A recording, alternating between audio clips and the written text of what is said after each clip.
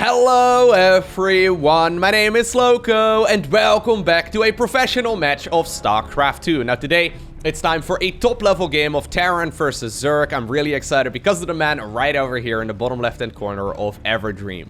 Playing with the red Terran SCVs from South Korea, we have the highest ranked Terran player in the world and he goes by the name of Maru. Now Maru is one of those players who I would love to cast more often on this YouTube channel, but the thing is, this guy has been so successful throughout his career in SC2. He's got like $850,000 in tournament earnings alone, which is pretty crazy. Because of that, he only really participates in the biggest tournaments out there. For example, he ended up winning the GSO Code S 4 times in a row, which is pretty insane. But sadly, a tournament like the GSO Code S does not release their replay packs. So while I would love to cast more Maru games, and I see a comment every once in a while in the comment section below the videos of people asking, hey Lowko, can you please go ahead and cast a Maru game? It's not that I don't want to. I would love to cast more Maru games, but sadly, there's only so many of his replays available. So I think his last GSO Code S win was like a year ago at this point. More recently, we had TY winning GSO Code S, and before him, Dark and Rogue as well. So, while Maru, I mean, on a league leg, he's still considered to be the highest ranked player from South Korea. He has been struggling a little bit more in 2020 so far. And obviously, I mean, struggling is maybe not really the correct word, but he's not been as dominant in 2020 so far as he was before. So, earlier this year, in the GSO Code S Season 1, he ended up losing against Parting in a Protoss vs Terran. That one went all the way to game number 5. A really, really good series. But he ended up being eliminated from the GSL Season 1 of this year. And then more recently, in the GSL Season 2, he got defeated by both Solar and Trap, if I recall correctly, in one of the group stages. Now, obviously, losing against Parting or Solar or Trap is nothing to scoff at, because those players are all insanely good. But Maru, at the very least, has not been looking as dominant in 2020 so far as he looked in the past. Now, when you contrast that to his opponent, right, playing here with the blue Zerg drones, we have none other than Reynor. Reynor has been on absolute fire recently, winning against Serral in the grand finals of the DreamHack Summer Europe. I mean, this guy has looked really, really good. Just simply outplaying Serral in a series of Zerg versus Zerg. I was genuinely impressed with that. And recently, actually, he started playing that Hydra Lurker style in the Zerg versus Terran matchup as well. I don't think a lot of the Koreans are playing that. I mean, I have seen no Korean player actually pick up that style. Really, only Reynor is the guy playing Hydra Lurker right now. I'm excited to see how Maru is going to respond to that, right? Because I can imagine Maru is not really someone who faces off against that kind of style too often. And, well, we'll see how he's going to fare against that kind of strategy. Most of the Koreans right now in Zerg vs Terran are still just playing that heavy Mutaling Bane style. Some of them are going quick upgrades into like very fast Hive with Ultras and everything like that as well. But yeah, I wonder how Maru is gonna approach this particular game right over here. Classical 1-1-1 so far here from Maru, so that's 1 barracks, 1 factory, and then into a starport. He has been favoring very quick third command centers recently, so he basically would go for the third command center before starting up this starport, which is a little bit of a gamble, and one of the things that I'm sure Reynor is aware of as well. Yep, here we go, that Overlord is going to start flying forward, and it would see that there is maybe something cheeky at the in the main base here of the Terran player, but nothing really out of the ordinary so far here for this South Korean Terran player. A couple of Hellions here at the front trying to be a little bit of a nuisance. The Stimpack upgrade has started up pretty quickly, so that's going to be a nice little tell here for Reynor, although after obviously this Overlord falls, you could very well still see the cancel there on that Stimpack upgrade. Is he going to cancel it? No, he won't. But he could have switched it over right there with the starport to start producing a Banshee. Oh, actually, okay, cool. So, this is a little bit uncommon. So, most of the time right now is when we see the third CC go down. This is going to be a much later third command center here for Maru. So, he's going to try and go for a very aggressive, I guess, marine-based push. Keep in mind, this was a very, very quick Stimpack start. There is a Zergling now coming to the front. This is normally the moment where the third CC has started up, since it wasn't inside of the main base. I mean, it could have started up, obviously, after that Overlord died inside of the main base. But this is going to put Reynor at least a little bit on the lookout, right? He's got to be very careful here with what this Terran player is capable of. Because this could very well, and I think that's what it's going to be. I think it's going to be a very aggressive push here in just a little bit with just a ton of Marines. Yep, he's even gonna, like, switch it over here. Cool. Alrighty. We'll see how much damage here can be done. Now, Reynor's specialty unit, obviously, is the Zergling. Oh, my god. Oh, perfect timing by me, dude! Alright, he gets the full wraparound there on all of those Hellions. Absolutely insane. I was just gonna point it out.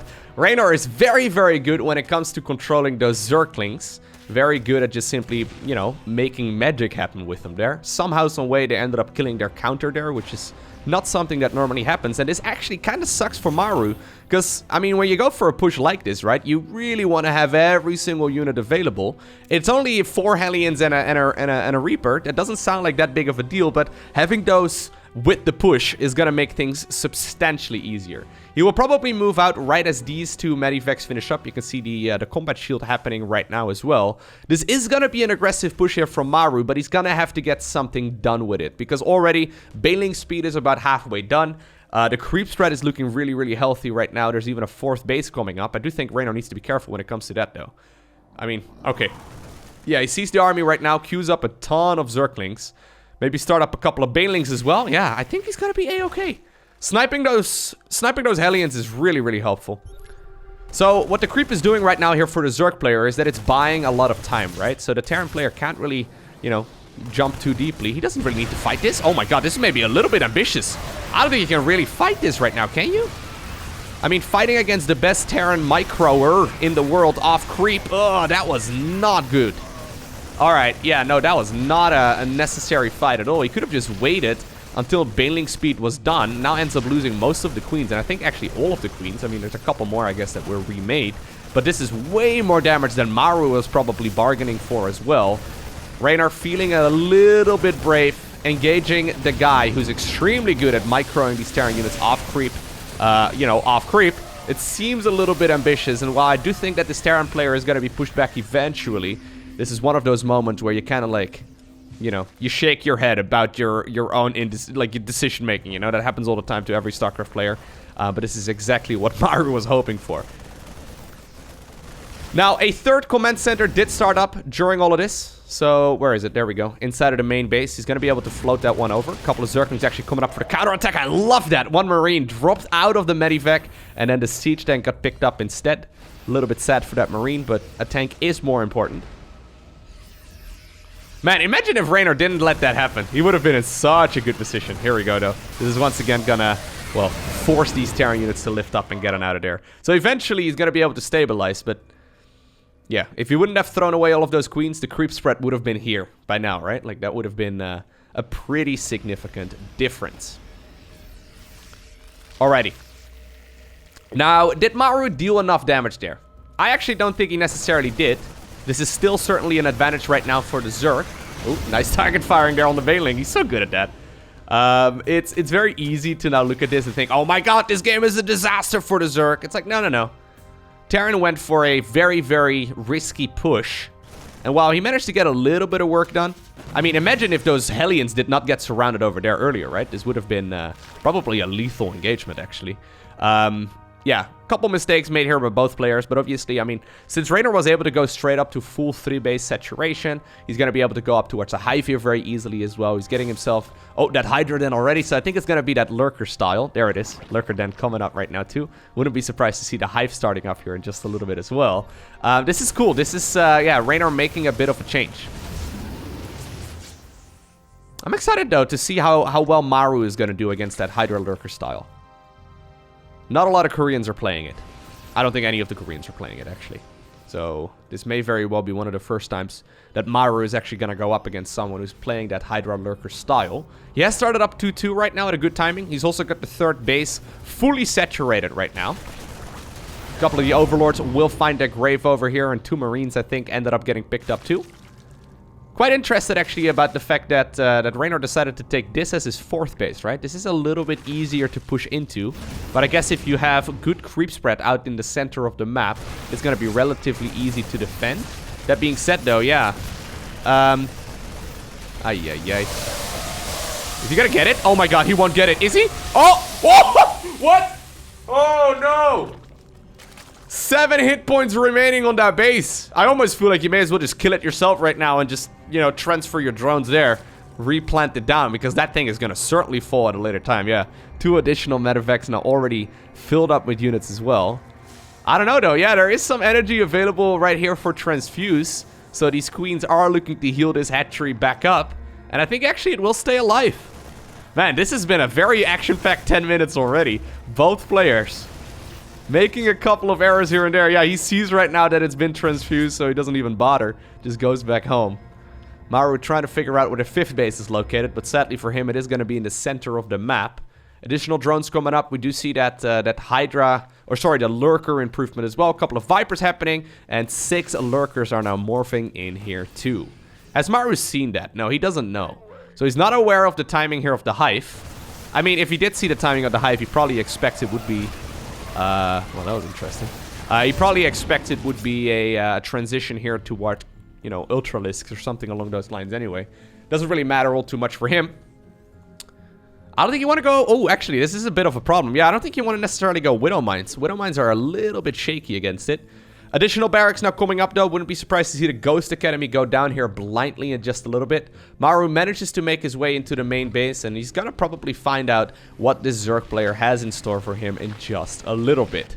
So, the idea about Hydra Lurker Viper, right, with Ling Bane support, and maybe Corruptors later on as well.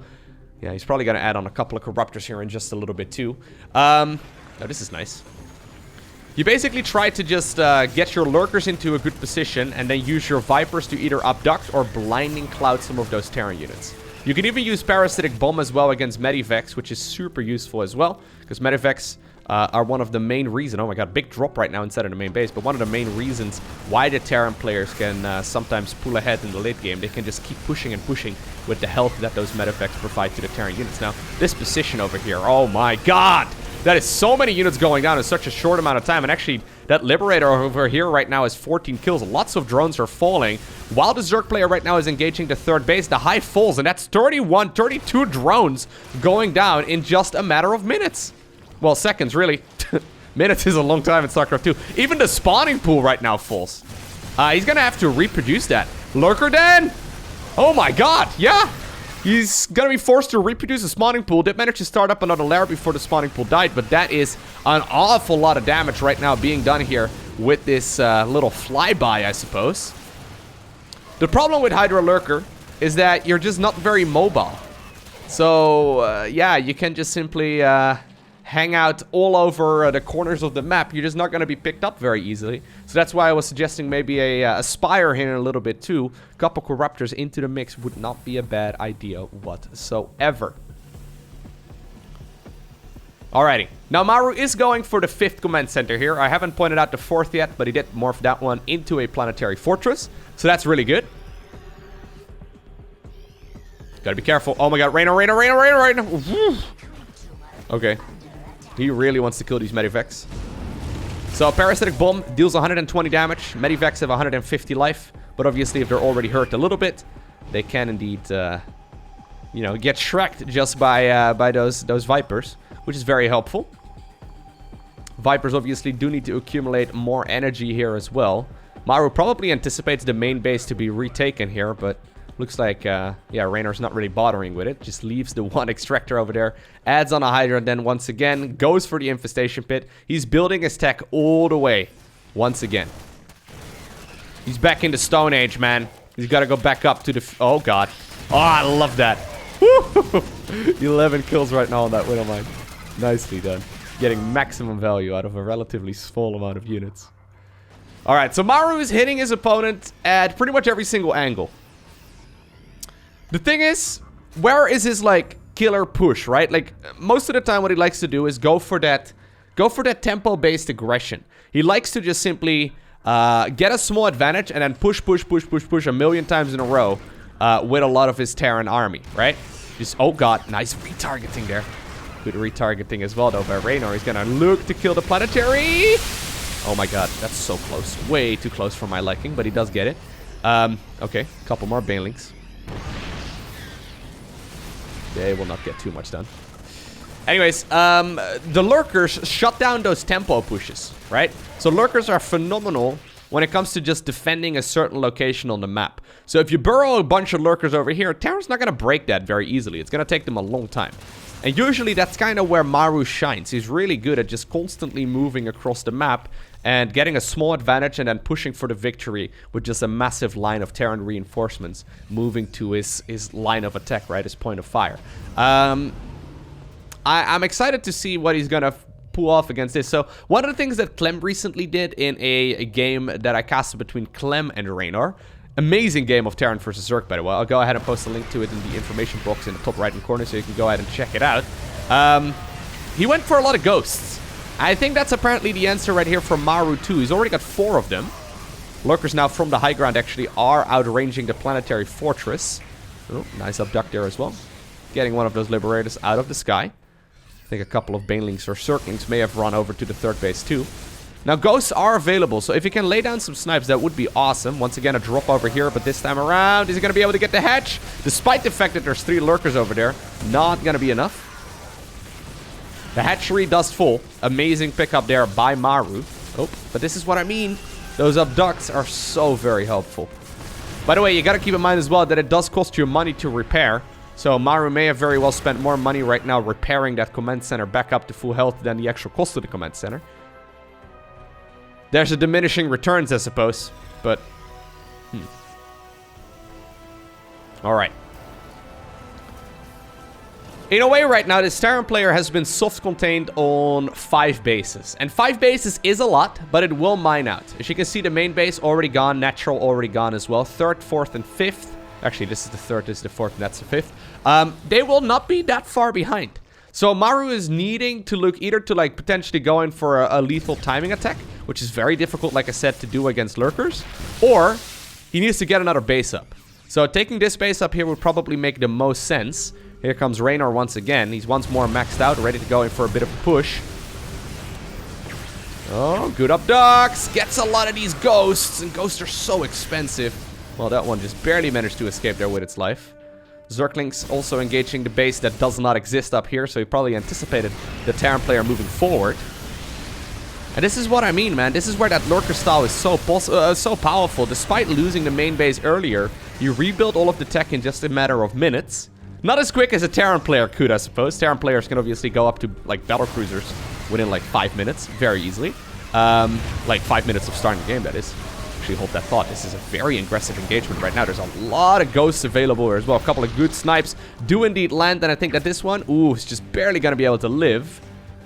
Obviously, that was a nice engagement there for Reynor, but he ended up probably overstaying his welcome, losing a lot of his supply. And you can see right here, when it comes to resources lost, oh my god. The Terran cost efficiency is absolutely insane. That's one of the hallmarks of Maru, man. The guy's so good at just simply microing his units and, you know, controlling the battlefield. Alrighty. So, Zerglings keep harassing this section of the map, expecting a base. You know what I would love to see? Burrow. Why is there not just a Zergling burrowed over here?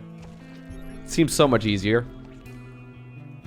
Or like an Overlord pooping creep. But if you, like, burrow the Ling, it's not going to show up as like a little blip on the sensor tower either. Okay, well, here's a hit squad of Marauders and Marines, though. One Widow Mine as well. They have a task, and their task is to kill this hatchery. Are they going to be able to pull that off? Couple Zerglings? Don't really get anything done. Alright, I think that this hatchery is gone, and that's important as well. While Maru is going to have a hard time containing this Zerg player, I mean, Zerg is pretty much always going to be one base up. He can trade more efficiently, right? Ooh. He could have taken out the base in the top left-hand corner as well, but Maru doesn't actually know that that one is up there. There's the ghost cloaking ability researching, which is the same exact icon as that of the Banshee cloak, which is a little bit sad. I really wish we had a different icon for that. Every time I see it right now on the minimap, or on the production tab rather, I'm like, okay, this is Banshee cloaking? And this... No, it's not. It's literally just the same icon though. But there's also a ghost nuke coming up after this, apparently, which I'm excited for. We'll see where this is going to go. Additional command centers are being built right now, which indicates to me that Maru wants to replace some of that SCV count with just mules instead. But here we go. This is where he's making a big beeline right now towards this expansion because he really needs it. And right as that happens, of course, in the other location right now, the Zerg player is marching forward with Hydra, Lurker, and then a couple of Banelings and Vipers into the mix as well. And they're going to be picked up very easily. Parasitic Bomb, super helpful here. Gets rid of all of those Vikings very quickly. And now are the Banelings. Yeah, the Banelings are rolling forward as well. They get kills on a few of those ghosts. So really important pickup, but obviously this base was pretty much mined out anyway. Killing those army units probably more helpful. But once again, I wonder if sometimes, yeah, Reynor is sitting around for a little bit too long, right? Good thing that he pulls back right now, but I think it's really tempting to just sit around there for a little while longer. Now, I still think, though, that trading a almost mined out base for a fresh base is a trade that a Terran player would take any day of the week. But I'm looking right now at the resources, right? And this is where things can get very scary very, very fast. Zerg has a huge bank. They can replenish all of these units very quickly as well. Bottom right-hand corner right now taken here by Reynor. He's got the top left-hand corner also taken here for a little while already. A couple of Hydras coming in for the surround. Maybe we can get a medevac or two, but it's not going to happen. Just barely not. Okay, once again, apparently Reynor is feeling that he can move forward. He's added a lot more of those lurkers into the mix as well. Burrows those, I think, in a pretty powerful position. If he could move them forward a little bit more, that would be fantastic. Oh my god, massive Baneling connections as well. And the Planetary Fortress right now is gone. Really important pickup here by Reynor. I feel like if you get these lurkers over here, they're going to be so hard to break. Well, right now he's going to back up, though, with all of the ghosts showing up here as well. But I think what Reynor's trying to do right now, he's trying to engage where the Terran player is not. So if a new base goes over there, he'll probably cycle back towards the bottom section of the map. If he knows that the Terran army is up north, he will engage down south. And he's really abusing that Zerg mobility as much as he possibly can. Maru has been trying to establish a foothold in this game ever since the early game, right? So he did a good job, I guess. Remember that early game skirmish over here when he first pushed across the map? But he's never really been able to establish that powerful of a position. It kind of feels like he's been playing from behind for quite a long while. Here once again comes a massive Zerg hit squad. Couple of lurkers added into the mix as well. Man, I love the lurkers. Oh my god. My Zerg heart gets very happy when I see lurkers. They were just not ever used against Terran Bio until like a month ago, and they seem so good. Makes you wonder why no one else ever used it, right? Eventually, those bad boys up here, though, will get sniped as well. Or not sniped, just killed with guns and bullets. Or whatever those marauders use. What do the marauders use? They shoot out of their arms. I don't know. Once again, wave 2 in this exact same location. This time around, though, the ghosts are already out. Here come the abducts. Manages to get 1, manages to get 2. And this seems so hopeless right now to play if you're Maru, right? Oof. Still, though, Maru has an even amount of army supply. But he's just not been able to move out on creep, right? He hasn't really been able to go for a big push anytime soon. Or at any time, rather. Not anytime soon, like at any time. This base right now is so critical, too, though, because these are so low. Like the mineral patches, that is. The base in the center is running low. 4th base is running low, too. I don't even really know if Reynor needs to necessarily fight this, but I guess there's still some Widow Mines and Siege Tanks and stuff, which is awesome. This is leaving the Zerg player very vulnerable right now in the top left-hand corner of the map, though. So I would love to see Maru moving in that location, but he just never has done that, right? Like, he moved out once upon a time to this spot right over here. I think that this is going to be the ghost that will indeed be shooting the nuke across the sky. But there have been, like, multiple opportunities for the Terran player to take out the base in the top left-hand corner. But he's been so occupied by this Zerg player here all this time that he hasn't done that. Okay, so since this base is mining for so long, and since the bottom right-hand base is mining for so long as well, Reynor has basically been up 2 bases. Basically, oh my god, there was a pun there somewhere. But anyways, he's been up 2 bases for pretty much the entire late game, which is just amazing. I don't think, yeah, he has no idea. He saw the base go down to the bottom right-hand corner, but all the drop harass have shut down. Maru has not been dropping anymore at all. And, well, he's kind of dropped the ball on that. More puns. There you go. He's kind of been dropping the ball on that. I think he's probably scared to split up his army at this point, but I think he kind of needs to. That being said, though, here comes the swarm with all of the Banelings moving forward. Blinding clouds going down and all of those bio units as well. The Banelings are now hunting for those ghosts. And while it looks like the ghosts will live so far, Most of the Terran army has gone down. A couple SCVs fall as well, but the orbital command is still available. This was a trait that Reynor, though, is happy to take. Right now is finally when he starts moving towards the top left-hand corner. That was a trait he's happy to take because he can remax once again. Maru has been broke because of those, you know, limited incomes that he had for such a long time. I mean, now finally has a new base up, and I guess with this amount of mules, income is gonna look pretty sweet right here for the South Korean Terran. But, yeah, you get what I'm trying to say, right? Like, he hasn't had that big money that Reynor has been sitting on for most of the game. And Reynor right now is thinking rinse and repeat, baby. 25 additional banelings are coming up, and actually a couple of them already finished. This time around, no lurkers required, just Hydraling Bane. Couple of Vipers up in the air as well, but most of them have absolutely no energy. There's some detection available in the form of Overseers as well. This Zerg army is looking absolutely menacing. 54 additional Zerglings are coming up as well. Good snipes right there, though, on the Ghosts all the way up there. But, I mean, yeah, there's just not enough Terran. And Reynor ends up winning the game against Maru. Ridiculous. If Reynor can take down Maru, right, in such a decisive game, who can he not take out? It's so crazy because I know sometimes people watch these games, right, and they're Terran players at heart, and they look at this and they're like, oh my god, Zerg is so imba, I don't know what to do, Terran weak, Blizzard, please. The thing is, there's only like 2 Zerg players that make Zerg look this good. I don't think it has to do with imbalance. I'm pretty sure it has to do with the fact that those 2 guys, Reynor and Serral, just seem to be head and shoulders above the rest. And I'm convinced that if Reynor or Serral would have played Terran, they would have looked just as good. They would have been just as dominant. Like, think about it like this. If Reynor would have played Terran, right? If he, when he first picked StarCraft 2 up, he would have actually lived up to his nickname. And he actually decided to play Terran. I think he would have still been just as good as he is right now. I hope you enjoyed watching this video. If you did, make sure you hit that like button down below. If you want to see more, make sure you hit that subscribe button so you get notified as soon as future videos go live. A special shout out to the Patreon supporters. Thank you very much. But for now, I want to thank you for watching. Have an awesome day. Don't forget to smile. And I'll see you once again in the next one.